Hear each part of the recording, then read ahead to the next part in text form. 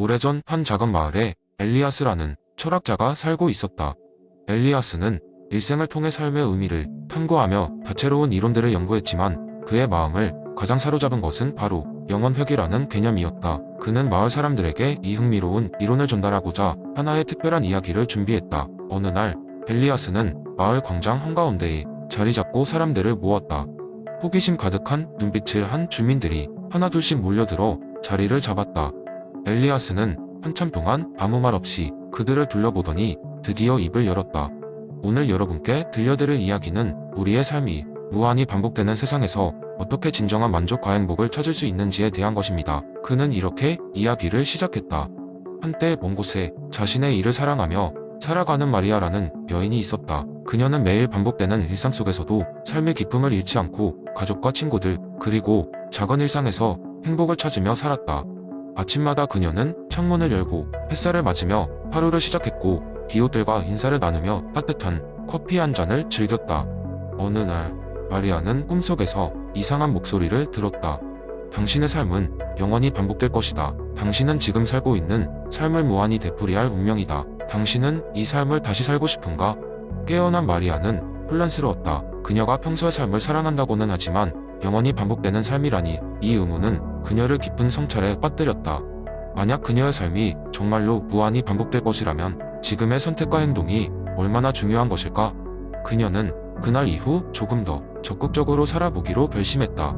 가고 싶었던 여행을 떠나고 용기를 내어 고백하지 못했던 사랑을 표현하기로 했다. 또한 그녀는 사람들에게 조금 더 친절하고 따뜻하게 대하며 그들의 삶에 긍정적인 영향을 미치기 위해 노력했다. 시간이 흘러 마리아의 하루하루는 이전보다 훨씬 풍요로워졌다. 그녀는 작은 순간들에서 기쁨을 찾았고 그 변화는 가족과 주변 사람들에게도 전파되었다. 마을은 더욱 화목해지고 밝아졌으며 모두가 자기 삶의 주인공임을 깨달았다. 결국 마리아는 꿈에서 들었던 그 목소리가 더 이상 그녀를 불안하게 하지 않는다는 것을 깨달았다. 그녀에게 있어 반복되는 삶이란 두려운 것이 아니라 오히려 축복과도 같은 것이었기 때문이다. 엘리아스는 이야기를 마무리하며 말했다. 우리 모두는 마리아처럼 자신의 삶을 다시 한번 살 수 있는 기회가 주어졌다고 생각해 봅시다. 우리는 어떤 선택을 하겠습니까? 우리의 하루하루를 어떻게 보내겠습니까? 영혼회귀는 단순한 형이상학적 개념을 넘어 우리가 우리의 삶을 매 순간 소중히 여겨야 한다는 깊은 메시지를 우리에게 전해줍니다. 사람들은 깊은 생각에 잠겼고 엘리아스의 이야기는 오래도록 마을 사람들의 마음속에 머물렀다. 그날 이후 그들은 조그마한 일상 속에서도 의미를 찾으며 자신과 주변의 삶을 더 나아지게 만들기 위해 진정성을 다했다. 그리고 그것이야말로 니체가 강조한 영혼회귀의 진정한 의미가 아니었을까. 두 번째 이야기. 옛날 옛적 먼 미래에 어느 시대에 세레니아라는 이름의 왕국이 존재했습니다. 세레니아는 혁신적인 실험을 통해 공정하고 정의로운 사회를 건설하려는 야심찬 목표를 지닌 장소였습니다. 이 왕국은 한 가지 독특한 점이 있었는데 바로 모든 새로운 정책이 결정되기 전에 무지의 베일 시뮬레이션이라는 과정을 거친다는 것입니다. 세레니아의 수도 중심부에는 거대한 도명태의 건물이 있었고 내부에는 다양한 분야의 전문가들과 시민 대표들이 모여 있었습니다. 이들은 롤스의 공정으로서의 정의, 이론에 기반하여 사회적 계약을 설계하기 위해 노력하고 있었습니다. 이들이 의논하는 모든 결정 업무지의 베일 시뮬레이션에 따라 이루어졌습니다. 이 시뮬레이션의 독특한 점은 그것에 참여하는 모든 사람이 자신이 어떤 사회적 지위에 놓일지 모르는 상태에서 결정을 내린다는 것이었습니다. 어느 날 세레니아는 교육 제도를 재설계하기로 결정했습니다. 수십 명의 참가자들이 돔에 모였고 그들은 특별히 설계된 무지의 베일 안경을 썼습니다. 이 안경을 쓰면 그들은 자신들의 현재 직업, 재산, 가족 배경 등을 잊어버렸습니다. 그들은 이제 단순히 세레니아의 시민으로서 가장 공정한 교육 시스템을 설계해야 했습니다. 참가자들은 열띤 토론을 시작했습니다. 한 사람은 자신이 만약 가장 가난한 가정의 자녀라면 교육이 공짜여야 한다고 주장했습니다. 또 다른 사람은 만약 자신이 섬의 가장 외딴 지역에 살고 있다면 이동이 어려운 경우를 대비하여 온라인 수업과 관련 기술이 필수적이라고 강조했습니다. 그리고 만약 자신이 장애를 가진 학생이라면 지원 서비스와 시설이 필요하다는 의견도 나왔습니다. 시간이 흐를수록 그들의 논의는 점점 더 깊고 다양해졌습니다. 그리고 마침내 모든 이가 동의할 수 있는 교육 제도가 만들어졌습니다. 그것은 모든 학생에게 무료 교육을 제공하며 교통 지원과 온라인 학습 환경을 강화하고 특별한 지원이 필요한 학생들을 위한 전문 서비스도 포함한 시스템이었습니다. 무엇보다 중요한 것은 그들이 설계한 제도가 세레니아의 사회적 불평등을 줄이고 모든 구성원에게 최대한의 이익을 줄 수 있음을 확신할 수 있었다는 점이었습니다.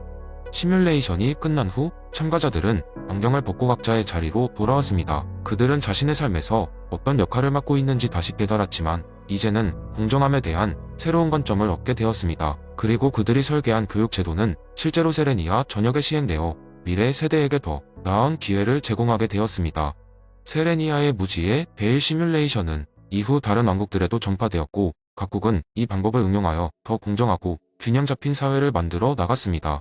이 이야기는 사람들에게 무지의 베일이란 단순한 철학적 개념이 아니라 실제로 세상을 바꿀 수 있는 강력한 도구라는 중요한 메시지를 전달했습니다. 그리고 그것은 바로 우리 모두가 어느 지위에 있건 간에 공정함을 추구해야 한다는 것을 상기시키는 이야기로 남았습니다. 세 번째 이야기 옛날 옛적 아주 먼 나라에 작은 마을이 있었습니다. 이 마을은 평화롭고 조화로운 곳이었으며 사람들은 공동체의 중요성을 매우 중시하였습니다. 그들은 서로를 믿고 의지하며 이웃과 나눌 것이 있으면 기꺼이 나누는 삶을 살았습니다. 마을 사람들은 돈보다는 도덕적 가치와 인간적인 유대를 중시했기에 항상 모든 결정을 내릴 때는 이것이 마을의 윤리적 기준에 부합하는지를 고민했습니다. 어느 날 금돈이라는 부자 상인이 마을을 방문했습니다. 그는 마을 사람들에게 그의 시장 경제 철학을 소개했습니다. 금돈은 모든 것은 가격이 있으며 그로 인해 더욱 효율적인 사회를 만들 수 있다고 주장했습니다. 그의 이론에 따르면 심지어 교육, 건강, 그리고 시민의 의무 또한 매매할 수 있다고 했습니다. 처음에 마을 사람들은 그의 말에 회의적이었습니다. 하지만 금돈은 만약 모든 것이 시장에 의해 측정되고 거래될 수 있다면 그만큼 더 잘 살 수 있다고 설득했습니다. 금돈의 이론에 따라 마을은 점점 변하기 시작했습니다. 교육은 이제 최고의 가격을 지불하는 사람들의 자녀만이 받을 수 있었고 건강은 부유한 이들만이 가질 수 있는 특권이 되었습니다. 심지어 마을의 중요한 결정들도 돈으로 결정되는 경우가 많아졌습니다. 돈이 있는 사람들이 모든 것을 결정하게 되고 도덕적 가치보다 경제적 가치가 우선시되었습니다. 짧은 시간 안에 마을은 눈에 띄게 변화했습니다. 그들의 시장 사회는 갈등과 불평등을 가중시켰습니다. 공동체의 유대감은 약화되었고 사람들은 더 이상 서로를 믿지 않고 자신의 이익만을 위해 행동했습니다. 그래서 혼자가 된 이들은 끝없는 경쟁 속에 놓였으며 그들의 삶은 점점 더 힘들고 외로워졌습니다. 어느 날 마을의 원로가 모인 회의에서 한 젊은이가 이렇게 말했습니다. 우리는 과거로 돌아갈 수 있을까요? 우리 조상들이 살던 방식으로 서로 믿고 도우며 살 수는 없을까요? 그 말을 들은 원로들은 고개를 끄덕였고 다시금 커뮤니티의 중요성을 인식하게 되었습니다. 그들은 모든 사람의 목소리에 귀를 기울이기 시작했고 금전이 아닌 가치의 중요성을 되새기게 되었습니다. 다시 마을은 조금씩 변하기 시작했습니다. 상처받았던 신뢰는 서서히 회복되었고 사람들은 서로 협력하기 시작했습니다. 정의와 윤리에 대한 성찰을 통해 비로소 진짜 가치 있는 삶이 무엇인지 깨달았고 마을은 그제서야 진정한 행복을 찾을 수 있었습니다. 이 이야기는 시장사회의 유혹에 빠졌던 마을이 결국 도덕적 기준과 공동체의 중요성을 깨닫고 회복하는 과정을 보여줍니다. 이는 우리가 시장의 원리에만 의존할 때 수 있는 귀중한 것들에 대한 경고이자 공동체와 인간관계의 중요성을 되새기게 하는 메시지를 전달합니다.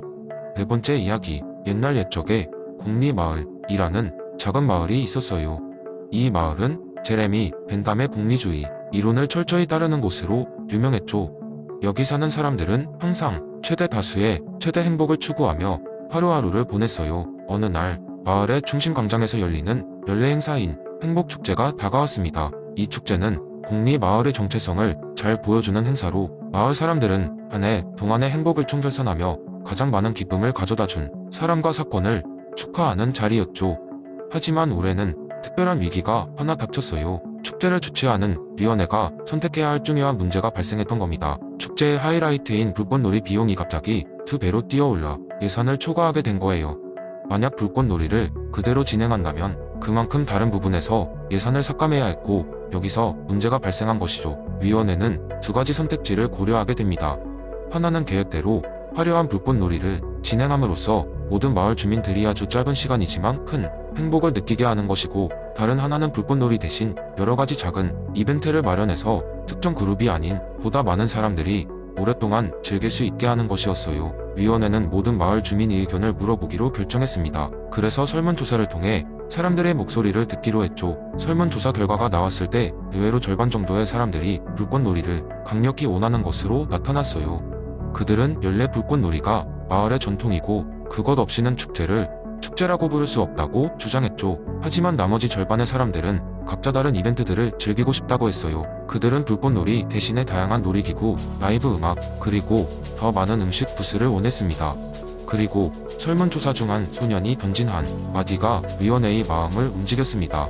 소년은 이렇게 말했죠. 불꽃놀이는 정말 멋있지만 행사장에 올 수 없는 할머니와 할아버지, 아픈 친구들은 볼 수 없잖아요. 이번에 다른 이벤트를 많이 벌이면 모두 함께 즐길 수 있을 것 같아요. 위원회는 깊이 고민하게 되었고 결국 소년의 말에서 중요한 통찰을 얻었습니다. 그들은 벤담의 공리주의 정신을 반영하여 불꽃놀이를 축소하고 대신 더 많은 사람들이 참여하고 즐길 수 있는 다양한 프로그램을 마련하기로 했습니다. 축제 당일이 되자 마을 사람들은 축소된 불꽃놀이의 아쉬움도 잠시 다양한 이벤트에 참여하면서 각자의 행복을 발견하게 되었습니다. 음악은 마을 전역에 울려 퍼졌고 다양한 놀이기구와 게임은 사람들을 즐겁게 했습니다. 특히 마을 어르신들이 준비한 홈메이드 음식 대회는 큰 인기를 끌었죠. 그날 저녁 별빛 아래서 마을 사람들은 소년의 통찰력과 위원회의 결단력에 감사하며 함께 노래를 불렀습니다. 그들은 최대 다수의 최대 행복이란 단순히 순간적인 기쁨이 아니라 모두가 함께 나눌 수 있는 따뜻한 경험이라는 것을 깨달았죠. 이후로도 공리마을은 매년 행복 축제를 열면서 항상 모두의 행복을 고려하는 결정을 내리게 되었고 제레미 벤담의 이론은 그 어느 때보다도 생생하게 전해졌습니다. 그리고 마을 사람들은 그날의 선택을 두고두고 이야기하며 가슴속에 기쁨을 간직했습니다. 이렇게 해서 공리마을은 실제로 행복의 유토피아가 되었답니다.